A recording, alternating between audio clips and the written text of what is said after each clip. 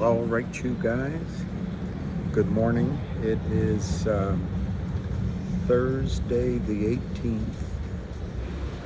I'm at National Airport. I'm on my way to Dallas. And I'm going to be meeting with gathering with, I would guess, hundreds, 300 to 500, maybe it's 200 to 400, I don't know, of the oil and gas industry's finest, brightest, and most successful. I'm attending the retirement party for a good friend of mine, Scott Reese, who has essentially been in charge and built a great company and a great team at Netherland and Sewell. I think his title right now is executive chairman, but I look forward to the visit, and I'm going to see if I can get information on the Tuscaloosa and the Wilcox deep plays in southern Louisiana. I'd like to also see how Lafourche Parish is doing. My own impression from NextBridge Hydrocarbons announcement of, I think it's on this computer, so I can't pull it up, but I think it was the 1st of this month, and then Monday the 16th, of these transactions in southern Louisiana across 4 prospects with various degrees of ownership and sales and exchange for shares. My own read on it is these deals are excellent. They're excellent for the viability of NextBridge in the short run. They give cash flow, which is critical to NextBridge in order to hold leases, renew leases, for overhead, just for operations, and to move the value creation forward for you and for me. I'm a shareholder of NextBridge. I also believe that the retained ownership, which from the announcement on Monday that I remember in my head, it was a 2.66% out of the 8/8. In other words, 100% of the production of the well of working interest, which I believe it didn't say in there, but the way it was written implies it's a carried working interest. I think that's a tremendous deal for us. Other people drilled the well, were carried until the payout, through drilling, completion, and payout to the original monies. And then we got cash flow for 2.5%, and it can be significant, really significant. But it's just 1 out of the 4, and the announcement implies there'll be additional deals like this. So the other thing is the deeper zones, the Wilcox and the Tuscaloosa. These are big plays, and they're company makers. And to own 40%, you can farm them out. Farm out means basically use somebody else puts up the money and you retain ownership. They're all different negotiations, but with 40%, there's plenty of room to get somebody else to pay for drilling, and then we get the benefit. Or you just sell them as somebody next to you gets a big hit, or you hold them for a while. I don't know. These are good projects to put on the shelf for future development, or to do it now. I guess if the boo birds want to be negative, natural gas isn't the most doesn't look the most exciting right now because of prices, but that'll change. Everything's cyclical, and it's a double-edged sword in the good way. It allows us to do it's not me, but NextBridge, Greg McCabe, to do these kind of transactions, accumulating assets that should be valuable as we go in the next, to me, the next cycle, both in the financial markets and in the oil and gas markets. I'll quickly explain just one sentence. I think there's going to be trillions of dollars moving out of a decades-long, basically simple trade. Buy a handful of stocks, the S&P 6, the Magnificent 7, the Wholesome 8. I don't know what to call the 8, but sometimes it's 8 stocks they talk about, and just hold them forever. And the Fed buys them, all the money managers buy them. There's a lack of change in the allocation, and it's been working great. And I think those stocks actually, and I think the market actually is going to go much higher, with one big caveat. But I think the market has the potential to still go up another 20 or 30% in a blow-off before we have to deal with economic reality. The one caveat is the bond market. You have to pay attention to the bond market. The Fed's on a tightrope. They want us to believe everything's under control, and they want the current government to be re-elected. But they also have to convince the world the dollar, they remain committed to a strong dollar, particularly people that accept dollars for the sale of oil. They want the world to know that our bonds are worth buying. So it's a tight thing. But anyway, I believe there's over the next, it could happen this year, but it could take several years. The brain trusts on Wall Street, which they're not any smarter than you are.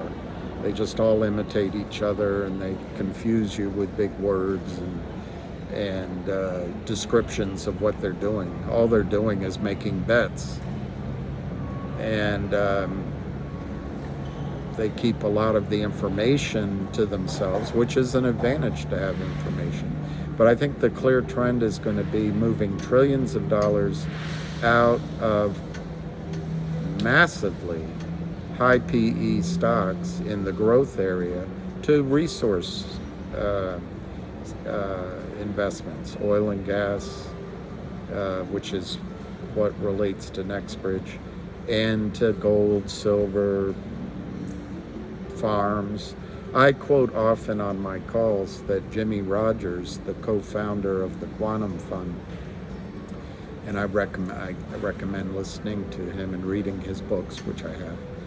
He says, in the future, one of his quotes, in the future, stockbrokers will drive taxi cabs and farmers will drive Maseratis. It's his way of describing that this reward of financial engineering that's been going on for decades now is going to reverse, and we're going to get back to the real economy.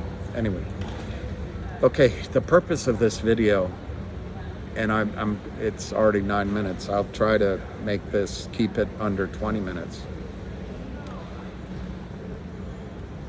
Over the last many lives that I've done and many conversations I've had, there's been quite a bit of feedback regarding MMTLP/NextBridge.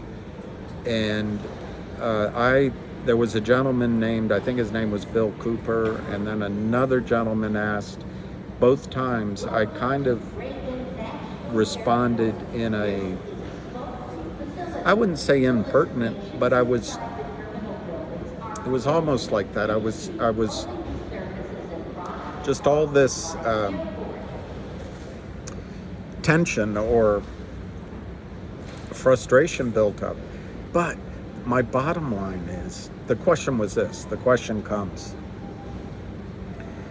when is MMTLP going to be resolved? That's the question. When will it be resolved? And my answer was, hey, each of us can resolve MMTLP for ourselves. And that's what I think we need to do. Last week, after I started in January, but last week I received my second set of shares in NextBridge Hydrocarbons. I'm not a big shareholder, although I overpaid. I bought my stock at essentially $8, $7.96 or something, on the last couple of days that trading was allowed. And I'm sorry for the sun, but it means you don't have to watch me. Airbus, I hope. And here's this beautiful airport here. Anyway, I hope you can see me. I can't see me, which is good.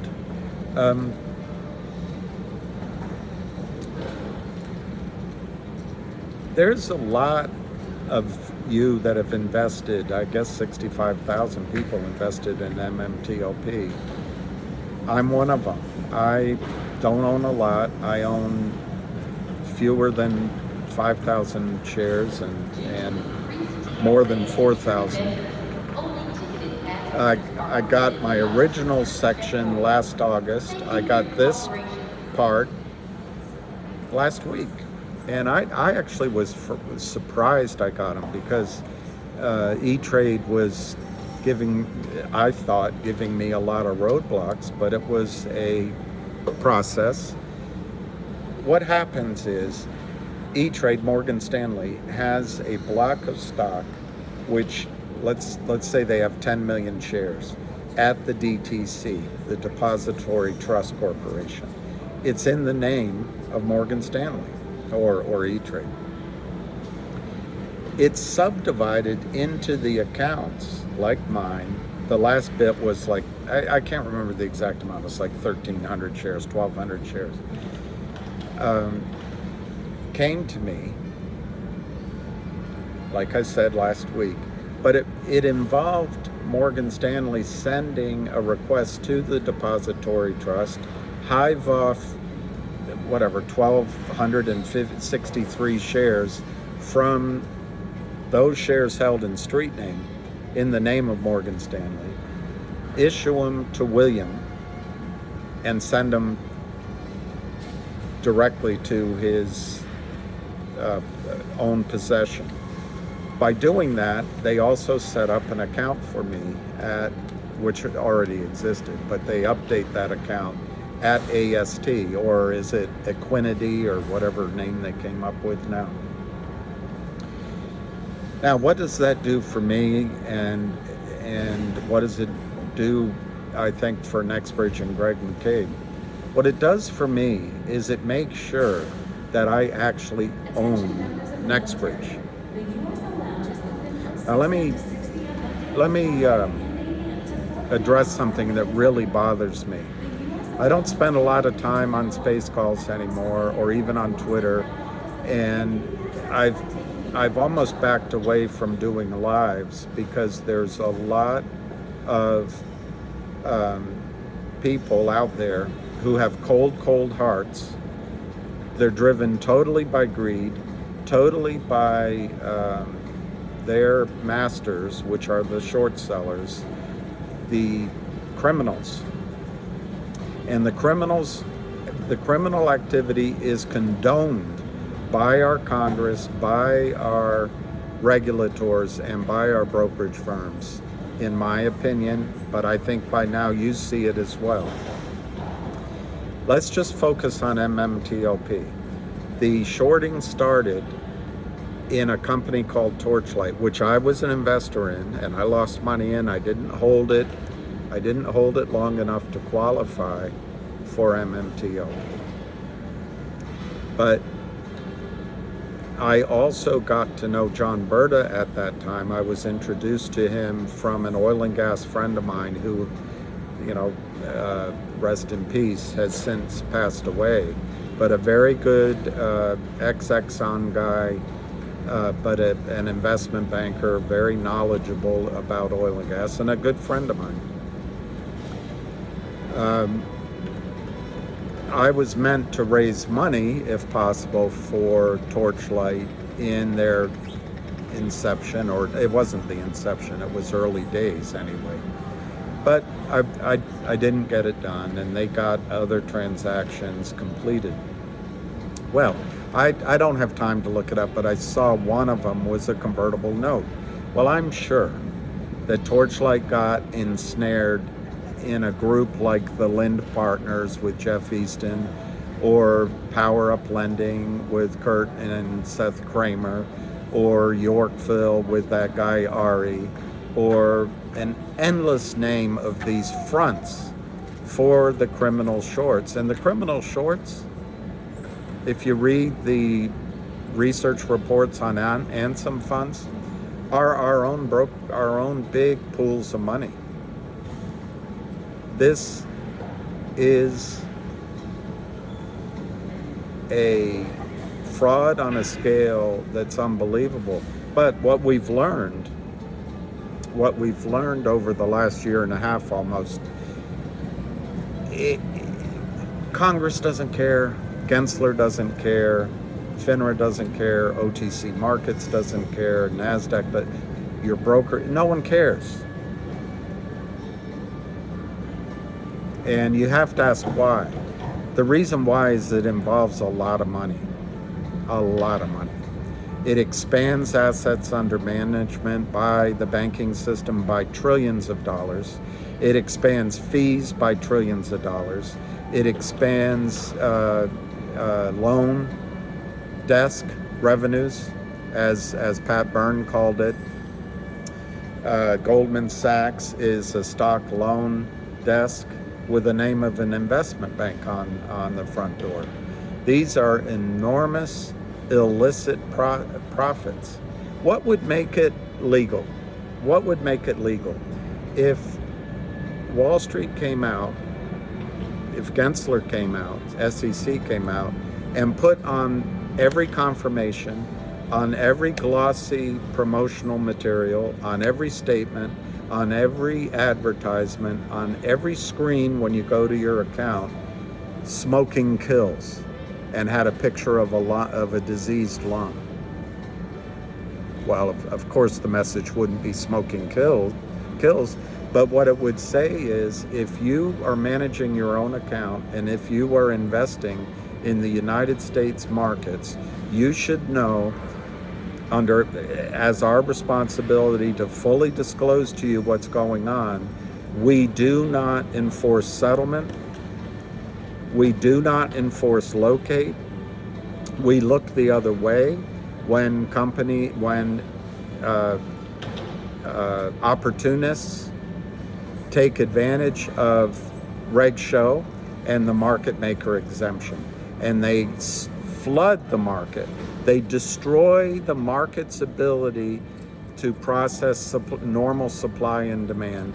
They flood the market with counterfeit shares and shares that don't exist, destroying thousands, if not hundreds of thousands, of small companies, the American dream, investors, retirement plans. And how the heck are all these CEOs wrong? They're not. But what happens, what appears in your account, just like the fractional reserve banking system, I'm the one that talks like this. It's my observation. If I'm wrong, it's on me. But we now have a fractional reserve security system, a fractional reserve stock market. We have a fractional reserve security custodial system. So what happened with Torchlight is the oil's still there, the Oro Grande's still there, but the criminals came in and just destroyed it. They do it with glee. They make fun of investors. Some of them are hit and run for the day. Others build the positions and keep them down. And remember, what these guys can do is create money out of thin air. They short stocks that don't exist, shares that don't exist. They destroy the company, and then the CEOs think, oh, I've got to be on the NASDAQ. They come back to them with their big smiles. They do a reverse split. What does that do? That releases tens, if not hundreds of millions of dollars from the prime broker to the criminals, because a reverse split reduces the number of shares which require a maintenance at the prime broker. And they walk away with this cash. And Gary, I've said it so many times, Gary Gensler doesn't care. It's either because he's stupid, and I'll let you decide if you think he is, bribed, complicit, in on the crime, or he's lazy. That's it. Or he's just, punching his ticket so he can get a high position Secretary of Treasury in the next Biden or Clinton administration. I don't know. Anyway, all right, so that's 21 minutes. Let me finish up as quickly as I can. The criminals in Torchlight then shorted, counterfeited shares. They then, the management of Torchlight, trying to revive some value, did a reverse merger, or became a reverse merger house for MMAT. The criminals shorted that. They were able to move a big naked short position, counterfeit shares that don't exist, into a publicly traded MMAT. So they just were able to hide all of their illegality,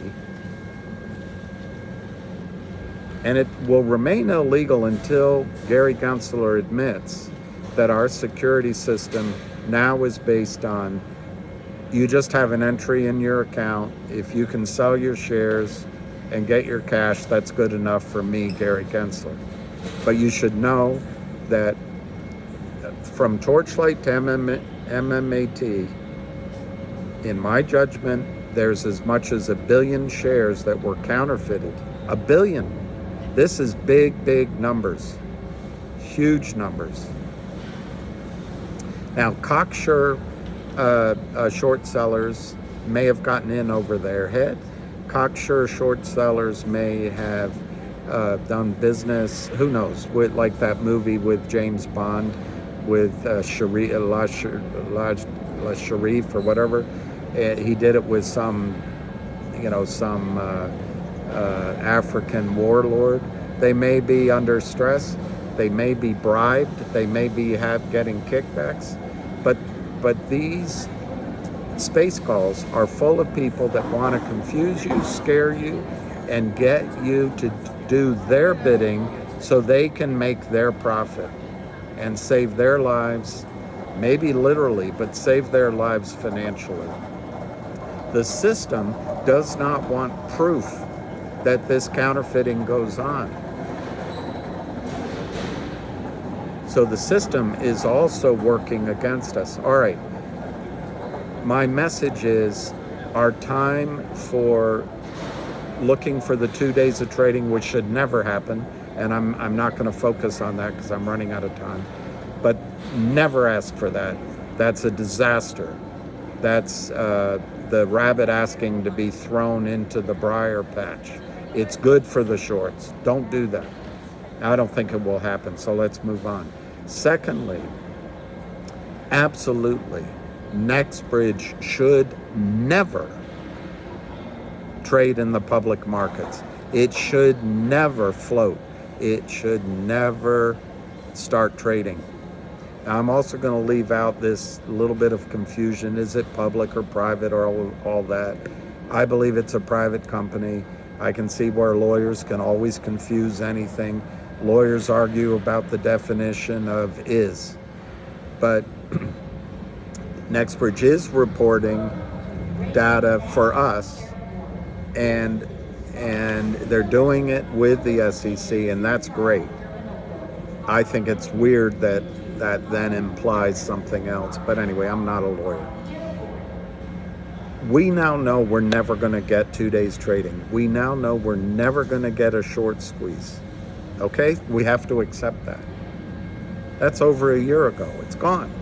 The other thing we know is the stock is never going to trade.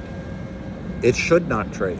If it trades, the criminals will move 1 billion shares into this gray counterfeit market, and they will suppress the price of NextBridge, make it impossible for NextBridge to succeed. It is suicidal for NextBridge to ever go public. NextBridge needs to remain private up until the point that any shares of MMTLP that are floating around as counterfeits, as IOUs, as chits, are completely eradicated, if that's the word, erased, obliterated from the face of this earth. Only then can NextBridge trade, but I don't think it's ever going to happen. The markets are so corrupt under Gary Gensler and under the banks and hedge fund control of our government. This is never going to change. Okay, so where does that leave us? I've got 4 minutes to get it to 30 minutes. Where it leaves us is, how do we protect our asset? The answer is each of you need, in my judgment, I can't give you financial advice, but I recommend with every fiber of my being that you resolve NextBridge for yourself, and that you do it by moving your piece of chit that says MMTLP over to AST Equinity. Get your shares of NextBridge. Get it owned. Because I've gone on so long, I'll try to do a different video on the pros and cons, but let me summarize by saying there are no cons that I can see. There's no negative to moving to NextBridge Hydrocarbons, to getting your shares. If there's a settlement in the legal system, if somehow, and there could be a settlement from the financial system at some point, I believe we as shareholders in NextBridge will be given the opportunity to take advantage of that settlement. Now, I can't promise that, I'm not an attorney. But let me tell you what's going to happen if you hang on to MMTLP. If you listen to these liars on the Twitterati spaces that say that MMTLP and or NextBridge are going to be trading 99.9% sure it's going to be trading within 90 days. That is false.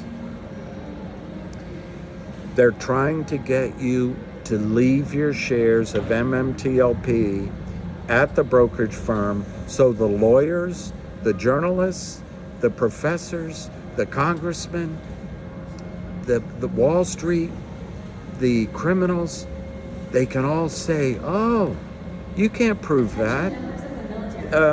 That's just a meme stock. You don't know that.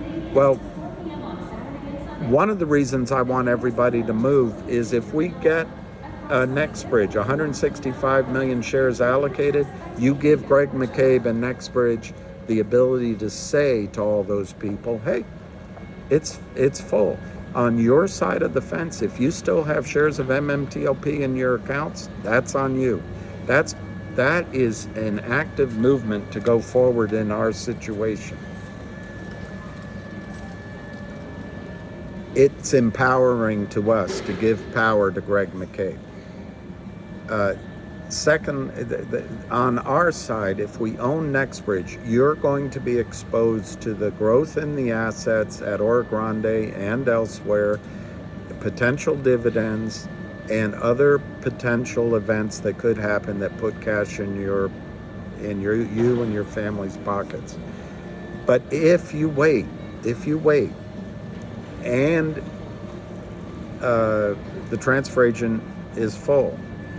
What you'll have left is just a chit that's worthless, other than its ability to hold a place for you if and when the legal system comes to a resolution, if and when Congress does anything, if and when the financial markets feel like they need to do something.